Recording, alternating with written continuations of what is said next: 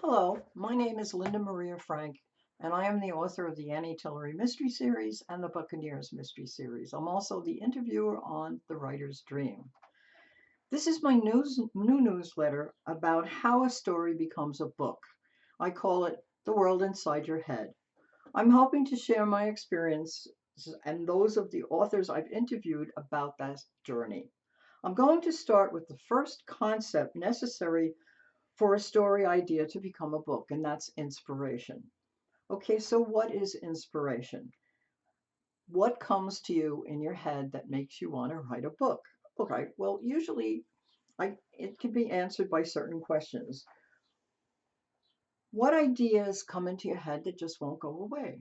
You may have an idea about your flower garden or your grandmother's recipes or a historical event, and the idea just won't go away. You want to write more, you want to find out more about it. Usually it's finding out more, and then that coalesces into a construct for a book. What about a life story that needs to be told? A life story is factual, it can be also researched further, and it makes for a good story. What information do you need to share? In other words, you may be very successful at something and you want to tell somebody how it happened. These are usually nonfiction books. Almost always are they nonfiction books. How about a character you'd like to bring to life? Many books bring to life characters from history or characters from some of your historical past, and then they have a fictitious bend to them. In other words, they become something like historical fiction. Um, and how do you turn that emotion into a poem? Well, what I'm going to do is I'm going to read you some of my experiences, and then I'm going to add some video links after my video here of authors that I've interviewed who I think have said some very nice things about inspiration. So, my first experience with my books when they came out was that I did some programs in schools and in libraries talking about my books. And one of the best experiences I had was when I visited a classroom it was a fifth grade classroom in a I'm sorry, in a school where we had done a program through an organization I belonged to, Long Island Children's Writers and Illustrators, where we talked about our books and we sold our books. The teacher liked my books.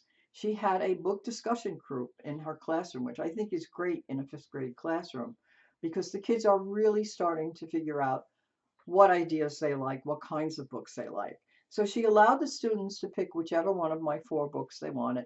And when they were done, they sent me a packet of letters asking me questions. And the teacher also sent me a letter which warmed my heart because I'm a retired teacher. I spent a lot of time in the classroom.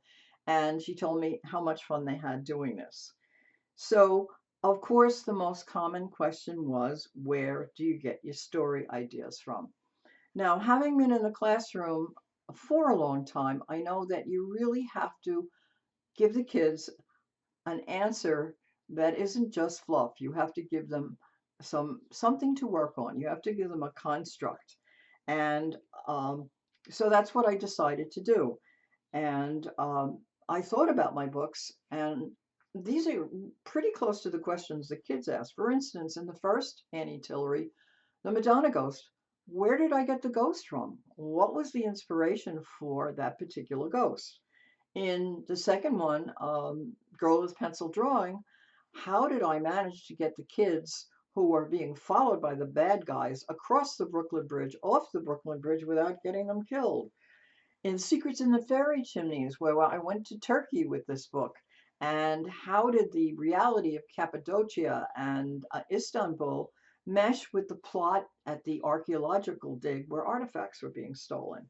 In The Mystery of the Lost Avenger, how did Charlotte Wheeler, the main character, reach out from the past and find her great grandchild Annie Tillery and get her to solve the mystery of something that happened back in World War II? Where did all this inspiration come from? So I told the students, I said, first of all, a writer needs to read a lot. When you're deciding on what kind of a book you want to read, like for instance, I like to write mysteries. So, in order to write a good mystery story, It's very important that you read a lot of mystery stories, good ones, bad ones, and in between, to see what kind of style you would like to use. You develop a style of your own, but it's usually based on the research you've done into this reading. So you have to read a lot. You have to like to research. I love to research. I like to go onto the internet and go down that rabbit hole and through that wormhole and through that forest and come up with a body of facts that I find absolutely fascinating, and then I write them down. If you are a writer, you also need to be an observer. You need to look at people and see what they're doing and watch their behavior. You need to look at objects. You need to look at nature. You need that so that you learn how to describe things, because in writing, you need to be able to describe. So, those are the characteristics that I said were important for a writer to come up with ideas. Okay, so what do you do with all of that stuff? You store it away. You write down your ideas, you write down your research notes, you save your newspaper articles, your pictures, your songs, anything that is going to remind you of this idea that you have, this story that you have. And then you step back, okay? And you you don't think about it too hard anyway. It's always in the back of your mind, but you don't think about it. And then one day, when you're looking out the window and watching your neighbor walk the dog, bam, it all comes together with the core of the idea from the inspiration you had to write that book. So that's really how a book starts. At least it is for me. I'd also like to read to you something that I think is just a lovely way to talk about inspiration, and it's about poetry.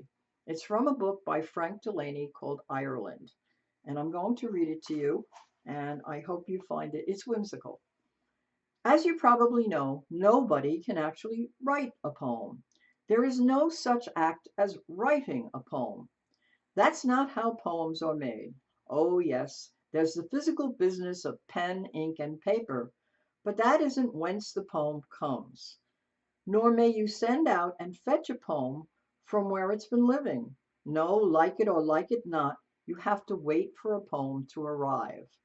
The people we call poets, by which I mean true, real poets, they're merely very keen listeners who've learned to recognize when a poem's dropping by.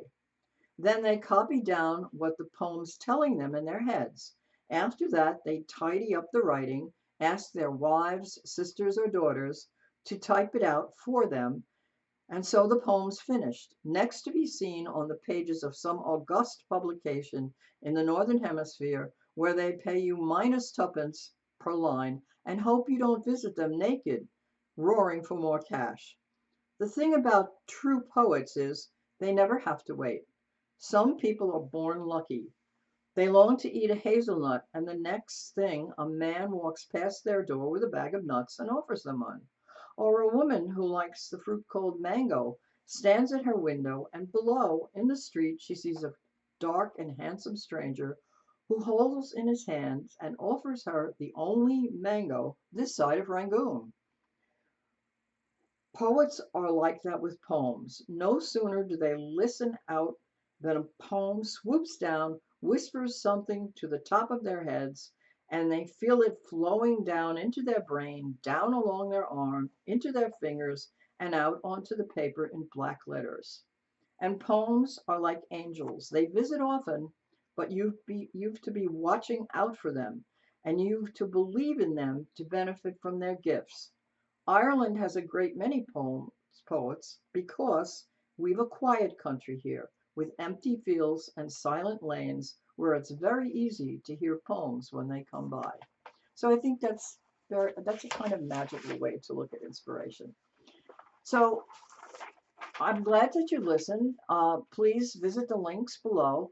And if you have questions, you can email me at the email link that I put at the bottom of the newsletter, and I'd be happy to answer them if I can. So thank you for listening, and goodbye for now till the next time.